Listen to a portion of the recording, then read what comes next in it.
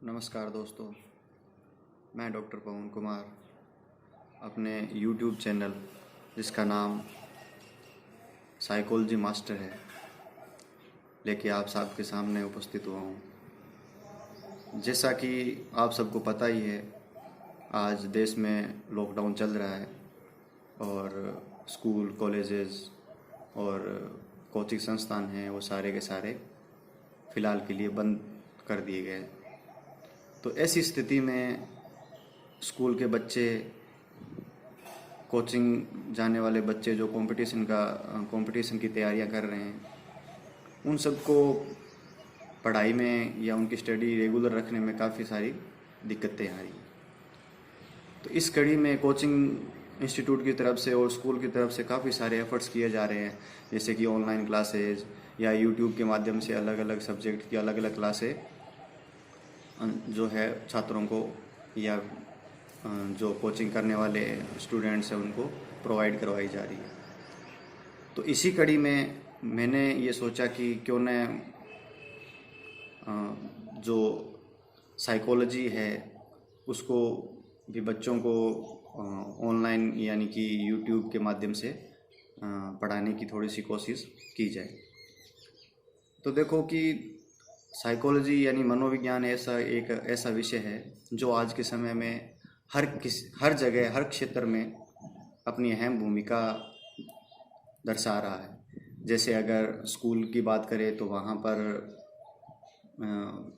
बच्चों को साइकोलॉजी पढ़ाई जा रही है, या जहाँ साइकोलॉजी नहीं पढ़ाई जा रही है वहाँ पर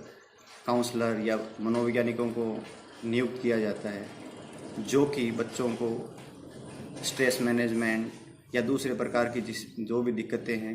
उनके सामने आती है, उनके निवारण के लिए उनको सहयोग करते हैं।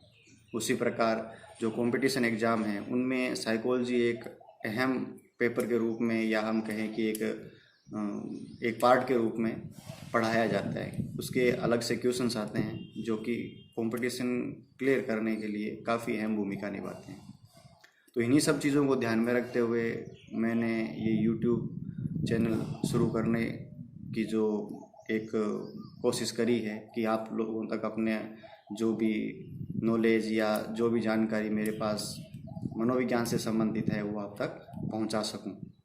तो सबसे पहले तो मैं अपना जैसे परिचय दे दूं, मैं जो कि डॉक्टर पवन कुमार, मनोविज्ञान में मैंने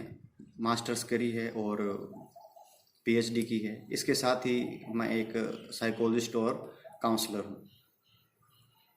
तो इस कड़ी में मैंने जो ये चैनल जो बनाया है उसका उद्देश्य ये है कि हर प्रकार की मनोवैज्ञानिक या मनोविज्ञान से जुड़ी हुई जानकारी आप लोगों तक पहुंचाई जा सके, जो कि हर वर्ग के लिए, चाहे वो छोटे बच्चे हो या बच्चों के पेरेंट्स हो या जो स्कूल में पढ़ने वाले बच्चे हैं उनको, या फिर जो कोचिंग इंस्टीट्यूट्स में जो अलग अलग कंपटीशन एग्ज़ाम की तैयारियां कर रहे हैं, उन हर वर्ग के लिए मैं अपनी तरफ से अलग अलग टाइम पे अलग अलग वीडियोस के माध्यम से आप तक वो जानकारी पहुंचा सकूं। तो सबसे पहले मैं ये बताना चाहूँगा कि किस प्रकार से मेरा जो उद्देश्य है वो किस प्रकार से आप लोगों तक जानकारी उपलब्ध कराने का है। जैसे कि अगर सबसे पहले बात की जाए छोटे बच्चों की, तो जो कि आजकल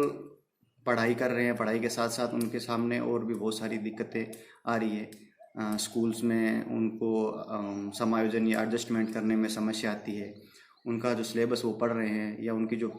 किताबें वो पढ़ रहे हैं या जो स्कूल में पढ़ाया जाता है, वहाँ क्या है कि वो काफ़ी उनको कई बार अरुचिकर लगता है या काफ़ी मुश्किल लगता है। तो इन सब चीज़ों से किस प्रकार से टैकल किया जाए उन चीज़ों को, और किस हिसाब से अपना अध्यापन कार्य है जो कि रुचिकर बनाया जा सके। तो इसके बारे में मैं अलग अलग वीडियोज़ के माध्यम से बच्चों के लिए कुछ चीज़ें डालूँगा। दूसरा है पेरेंट्स के लिए, कि आज पेरेंट्स के सामने बहुत सारी दिक्कतें आ रही हैं। बच्चे थोड़े से ऐसे हैं कि उनको हैंडल करना उनके पेरेंट्स के लिए थोड़ा सा मुश्किल हो रहा है। उनको किस प्रकार से डिस्ट्रैक्शन से दूर किया जा सके, जैसे कि वो पढ़ाई की तरफ ध्यान नहीं दे के मोबाइल और कंप्यूटर या टीवीज़ वगैरह पे अपना ध्यान ज़्यादा लगाते हैं। तो इससे क्या होता है, पेरेंट्स के सामने ऐसी दिक्कतें आती हैं कि किस प्रकार से इन बच्चों को हैंडल किया जाए। तो जैसा कि मैंने पीएचडी करते समय इन खूब सारी चीज़ों का अध्ययन किया था। बेसिकली मेरा जो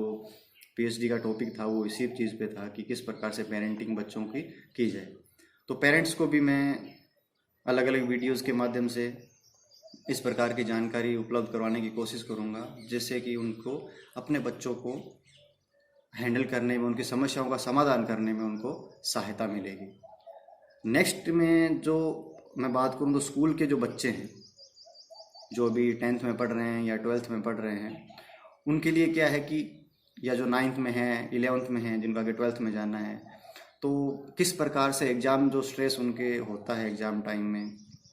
या उससे पहले कैसे उनको अपनी स्टडीज़ कंटिन्यू करनी चाहिए जिससे कि उनको एग्ज़ाम टाइम में ज़्यादा प्रेशर नहीं देखना पड़े।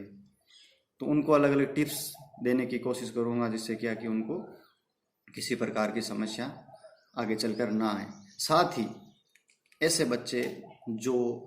10th के बाद में या 12th के बाद में अपने जो सब्जेक्ट वो चूज़ कर रहे हैं, उसमें अगर वो मनोविज्ञान यानी साइकोलॉजी को अगर वो चूज़ कर रहे हैं जो सब्जेक्ट, तो अगर वो ऐसा सोच रहे हैं ऐसा करने के लिए, तो इस चैनल के माध्यम से ऐसे ऐसे वीडियोज़ जो मैं अपलोड करूँगा, उसमें क्या होगा कि बच्चों को एक बेसिक नॉलेज, एक बेसिक ज्ञान है जो कि मनोविज्ञान के बारे में उनको प्राप्त हो जाएगा। जिससे क्या कि वो, अगर उनके मन में थोड़ा बहुत भी अगर एक डाउट है इस बात का कि उन्हें ये सब्जेक्ट लेना चाहिए या नहीं लेना चाहिए, तो वो उनका क्लियर हो जाएगा और वो 100% आगे चलकर मनोविज्ञान को अपने एक अध्यापन विषय के, शैक्षणिक विषय के रूप में ले सकेंगे उनको। जैसे कि इससे क्या फ़ायदा होगा कि अगर जैसे कुछ हम दूसरे सब्जेक्ट्स जो चूज़ करते हैं, वो हम क्या है कि फर्स्ट क्लास से ही पढ़ते हुए आते हैं। जैसे हम सामाजिक पढ़ते आ रहे हैं, जिसमें हम भूगोल, इतिहास, ये सब सारी चीज़ें पढ़ लेते हैं। तो हम जब 11th में या 12th में उन सब्जेक्ट्स को लेते हैं, दूसरे जो साइंस स्ट्रीम के सब्जेक्ट हो गए, वो भी हम 10वीं क्लास तक ये सारे सब्जेक्ट पढ़ चुके होते हैं। तो हमारा बेसिक क्लियर रहता है, तो हमें किसी प्रकार की कोई समस्याएं आगे नहीं आती। लेकिन मनोविज्ञान एक ऐसा विषय है जो 10वीं क्लास से पहले नहीं पढ़ाया जाता है। तो फिर बच्चों के सामने ये समस्या आती है कि उन्हें ये सब्जेक्ट है वो लेना चाहिए या नहीं लेना चाहिए। तो जब यहाँ हम पढ़ेंगे तो बच्चों को ये पता चलेगा कि मनोविज्ञान की क्या विषय वस्तु है, मनोविज्ञान में क्या क्या चीज़ें पढ़ाई जाती है। तो अगर उन्हें ये विषय लेने की इच्छा है तो उनके बेसिक्स है वो क्लियर हो जाएंगे और वो आगे चलकर मनोविज्ञान को अपने विषय के रूप में लेना चाहेंगे तो उनको ये सुविधा होगी। फोर्थ पॉइंट उन बच्चों के लिए है जो कि अभी कॉलेज में पढ़ रहे हैं, जैसे कि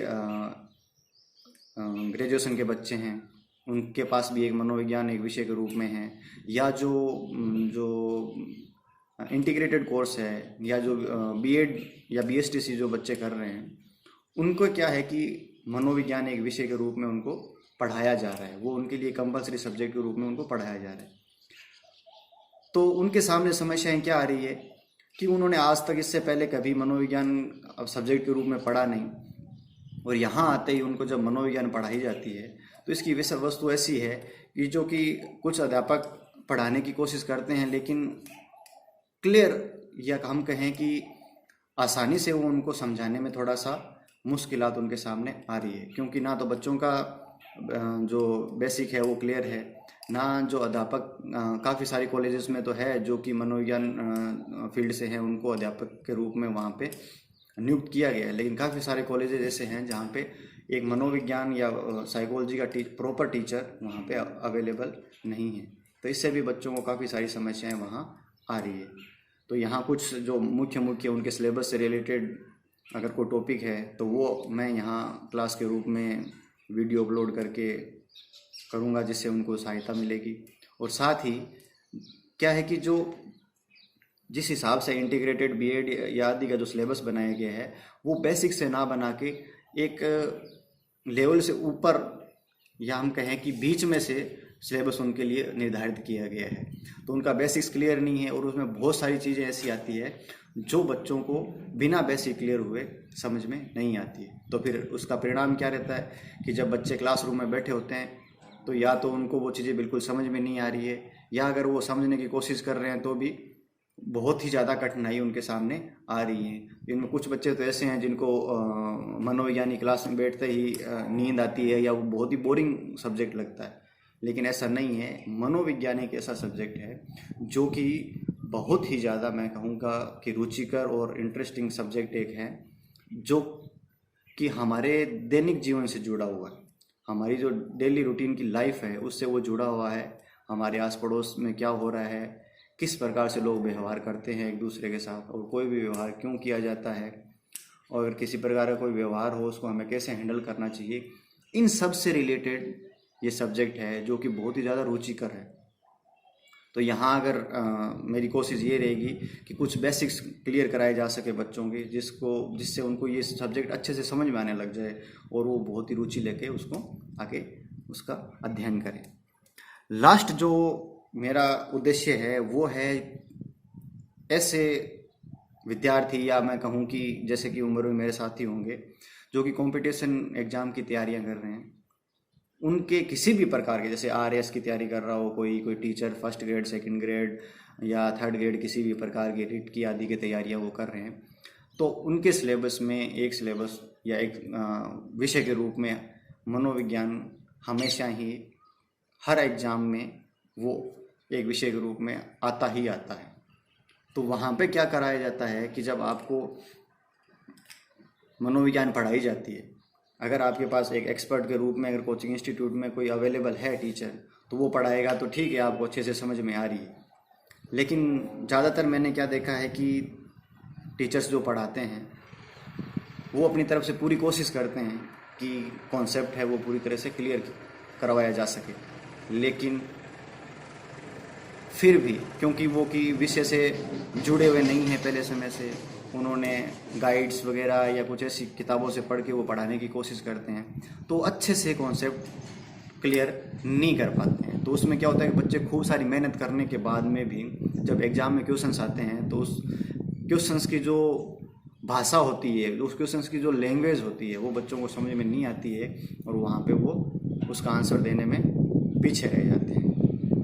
दूसरा क्या करते हैं कि जब वो बच्चे किसी गाइड से पढ़ते हैं, तो गाइड में क्या है कि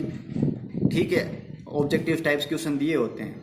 वो अपनी तरफ से सारे डेटा लेके आते हैं, लेकिन वहाँ पे मैंने देखा है बहुत सारी गाइडें मैंने स्टडी करी, बहुत ही छोटे रूप में वो दिए होते हैं। तो वहाँ पर बच्चों का कॉन्सेप्ट क्लियर होने की बजाय बच्चे और ज़्यादा कंफ्यूज हो जाते हैं। एग्जाम्पल के रूप में अगर मैं लेता हूँ कि जैसे एक क्वेश्चन सबसे पहले ये आता है कि फादर ऑफ साइकोलॉजी कौन है, यानी कि मनोविज्ञान का जनक कौन है।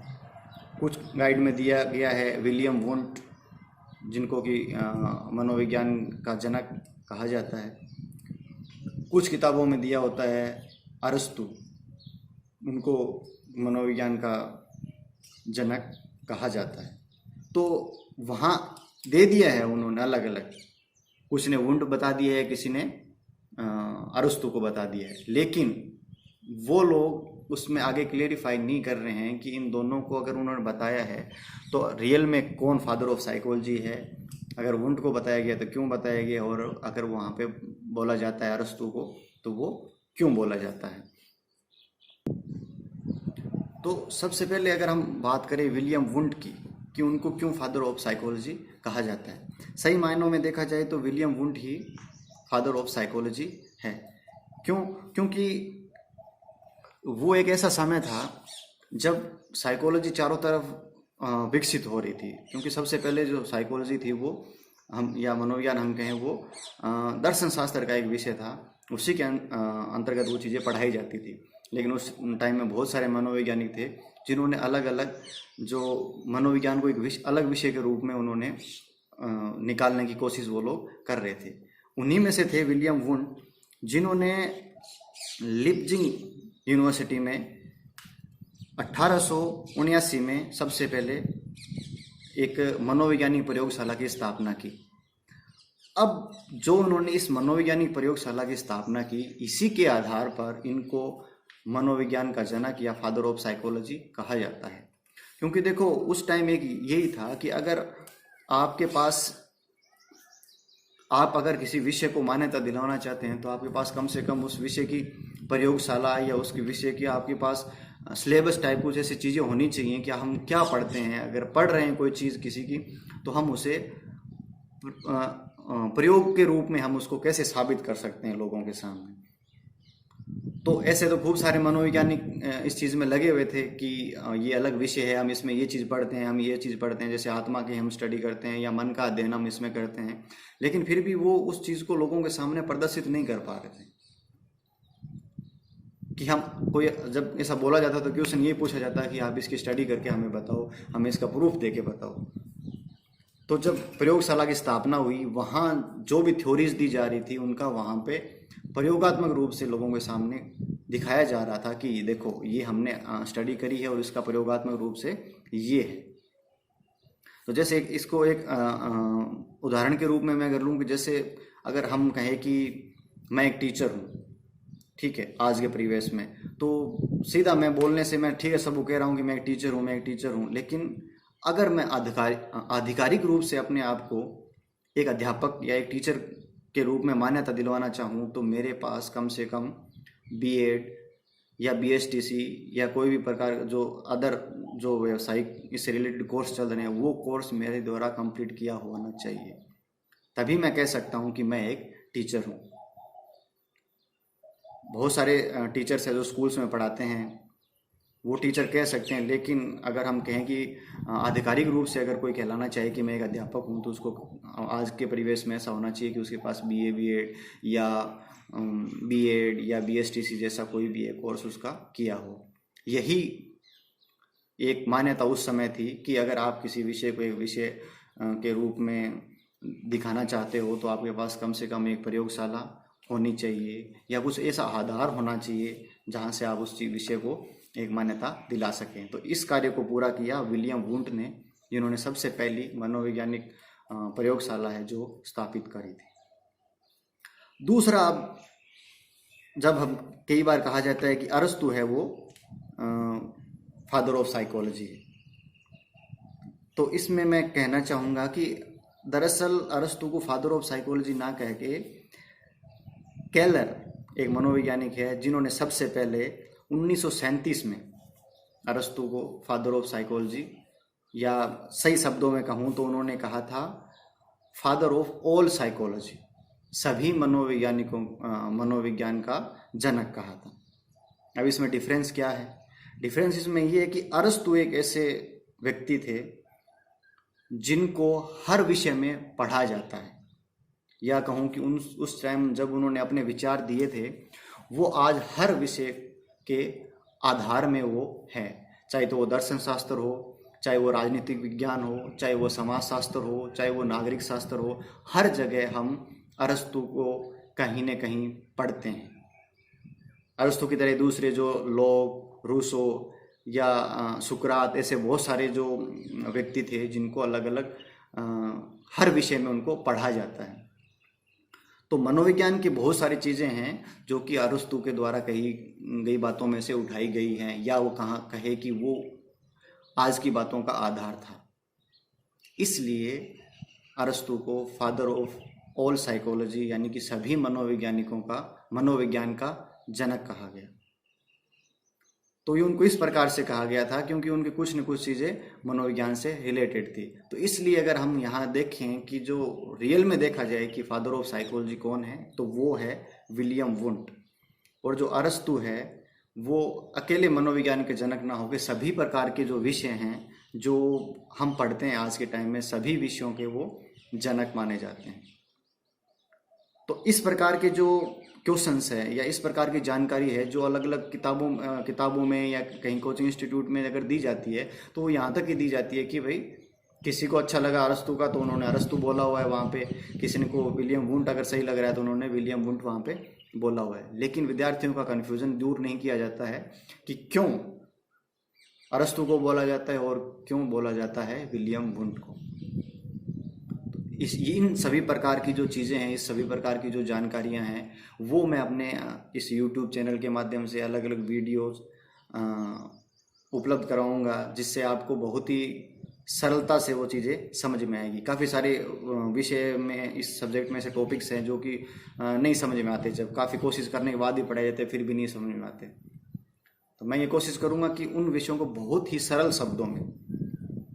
आपको ऐसा लगेगा कि वो आपसे जुड़े हुए जो विषय है वो आपको पढ़ाया जा रहा है, आपसे जुड़ा हुआ वो टॉपिक है। क्योंकि जैसे डेवलपमेंट अगर हम पढ़ते हैं तो वो डेवलपमेंट, हमारा ही डेवलपमेंट पढ़ाया जाता है हमें, बच्चे के जन्म से लेके जब जिस उम्र तक हम आए हैं, तो बहुत ही आसानी से वो सब चीज़ें हमें समझ में आ जाएगी। बस ज़रूरत क्या है कि सही तरीके से, सही वे में आपको वो चीज़ें पढ़ाई जाए। तो फिर मैं यहाँ यही कोशिश करूँगा कि आपको सरल से सरल शब्दों में वो चीज़ें पढ़ाई जाएगी। तो आप सबसे मैं यही कहना चाहूँगा कि अगर आप इन सब चीज़ों के इच्छुक हैं, पेरेंट्स जो अपने बच्चों को सही गाइडलाइन देना चाहते हैं, या जो बच्चे आगे चल के मनोविज्ञान को अपने विषय के रूप में चूज करना चाहते हैं, या जो बच्चे अभी पढ़ रहे हैं कहीं ना कहीं, या जो कोचिंग इंस्टीट्यूट वाले बच्चे हैं, वो अगर इन सब चीज़ों को अच्छे सही रूप में, या मैं कहूँ कि सरल शब्दों में अगर जानना चाहें, तो मुझसे जुड़े, या मैं कहूँगा इस चैनल से जुड़े जिसका नाम है साइकोलॉजी मास्टर। आप इस चैनल को सब्सक्राइब करें, और मैं 1 या 2 दिन के बाद में अलग अलग जो टॉपिक्स पे वीडियोस बना के यहाँ पे अपलोड करूँगा, जो कि आपको काफ़ी आसानी देंगे अपने अध्यापन कार्य में या अपनी लाइफस्टाइल जीने में। धन्यवाद।